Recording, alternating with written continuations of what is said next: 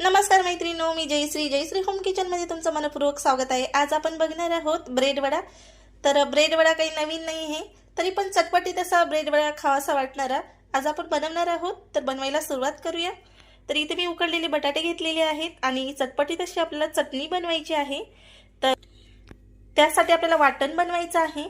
तर मी इथे लसणाच्या पाकळ्या, आलं आणि हिरव्या मिरच्या घेतलेल्या आहेत, त्याचबरोबर कढीपत्ता सुद्धा घेतलेला आहे।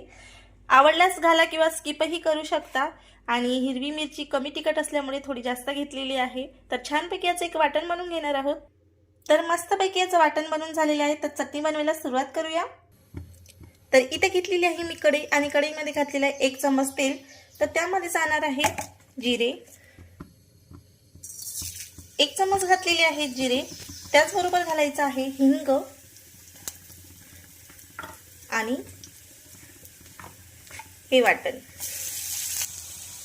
घालून झालेलं आहे। छानपैकी परतून घ्यायचं आहे आणि यानंतर यामध्ये घालायचे हळदी पावडर, चवीनुसार मीठ, थोडी मोहरी, हळदी पावडर, चवीनुसार मीठ आणि छानपैकी असं फिरून घ्यायचं आहे हलक्या हाताने। यावर घालायचे आपल्याला मॅश केलेले बटाटे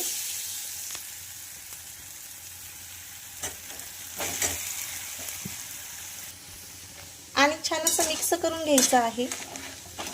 तर इथे बघू शकता यावर घालायची आहे आपल्याला कोथिंबीर। तर भरपूर सारी कोथिंबीर घालणार आहोत। ब्रेड वड्याची चटणी। तर आपण आता पुढली तयारी करणार आहोत। हे छानपैकी थंड करून घ्यायचं आहे।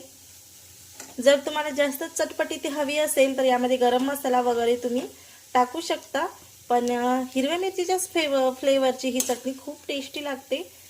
तर सो आपण बनवणार आहोत। आता घेतलेला आहे 2 वाटी बेसन, त्यामध्ये चवीनुसार मीठ आणि ओवा घालणार आहोत आपण आणि थोडं थोडं पाणी घालून आपल्याला छानपैकी बॅटर बनवून घ्यायचं आहे।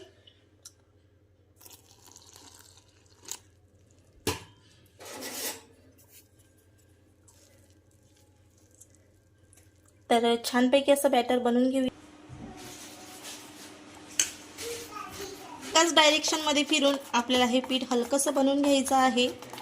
तर इथं फिरवल्यानंतर पीठ छान हलकंसं झालेलं आहे आणि अशी कन्सिस्टन्सी ठेवलेली आहे पिठाची। तर इथं बघू शकता तुम्ही, इतपत असं घट्ट ठेवायचं आहे आपल्याला।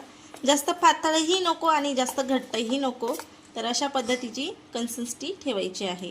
तर बॅटर बनवून झालेलं आहे। आता आपण घेणार आहोत पाव कट करायला। तर इथे घेतलेले आहेत मी ब्रेड आणि छानपैकी याला कट करून घेणार आहोत आपण आणि यावर छान अशी चटणी कोटिंग करून घेणार आहोत। तर असं मध्यभागी ठेवून याला कट करून घ्यायचं आहे। तर इथं बघू शकता तुम्ही, अशा पद्धतीचे आपण कट करून घेतलेले आहेत आणि बाकीचे सुद्धा कट करून घेणार आहोत। तर पावला अशी चटणी छान अशी कोटिंग करून घ्यायची आहे आपल्याला। तर इथं बघू शकता अशा पद्धतीची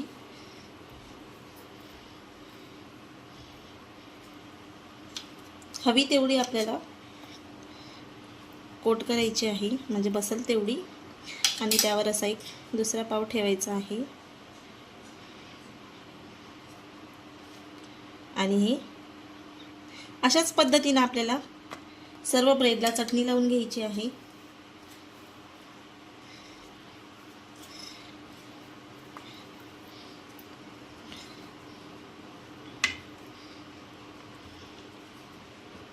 आणि तयार करून घ्यायचे आहेत ब्रेड।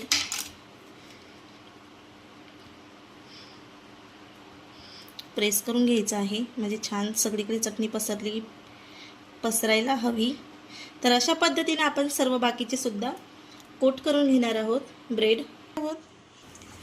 तर बॅटरला एक वेळेस मिक्स करून घ्यायचं आहे आणि यामध्ये अगदी आयत्या वेळेला घालायचं आहे खायचा सोडा। तर मी इथं खायचा सोडा घालत आहे आणि छानपैकी असं मिक्स करून घ्यायचं आहे, म्हणजे यामुळे काय होतं की छान असे फुलतात। एकाच डायरेक्शनमध्ये असं फिरून घ्यायचं आहे।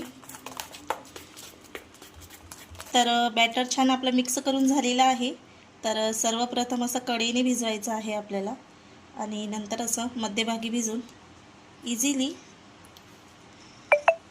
हा ब्रेड वडा तेलामध्ये सोडायचा आहे. तेल आधीच तापायला ठेवलेलं होतं मी आणि छानपैकी असं तेलसुद्धा आपलं तापलेलं आहे.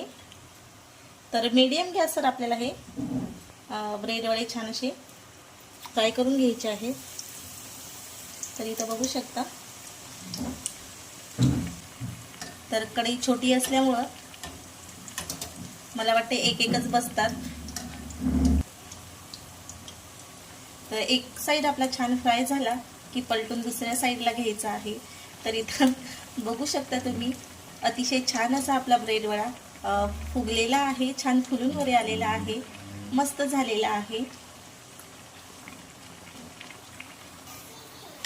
तर छानपैकी असे गोल्डन रंगावर आपले ब्रेड वडा फ्राय झालेले आहेत. तर इथं बघू शकता अजिबात तेलकट वगैरे काही दिसत नाही. तर मी तुम्हाला दाखवते, हे बघा, अजिबात असे तेलकट वगैरे होत नाहीत आणि टुम्म असे फुगलेले आहेत. तर आता दुसरी बॅच तळून घेणार आहोत आपण. तर एकच सोडत आहे, कढई छोटी असल्यामुळे दोन बसत नाही. तर दुसरी सुद्धा बॅच आपली छान अशी तळून झालेली आहे. तर अशाच पद्धतीने आपण बाकीचे सुद्धा ब्रेड वडे छान तळून घेणार आहोत.